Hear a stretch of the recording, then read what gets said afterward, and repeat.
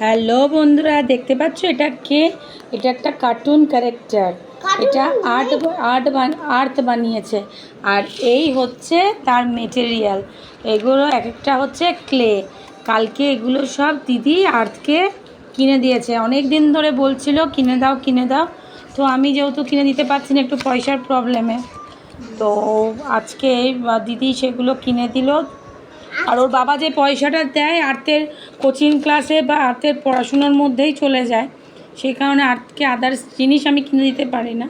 যাই হোক, দিদি ভালোবেসে দিয়েছে, দিদির কাছ থেকে আমি চাইনি, আর তো চাইনি, দিদি ভালোবেসেই দিয়েছে যে আর্টের কোন জিনিসটা ভালো লাগে সেই হিসেবেই আর্টকে দিয়েছে।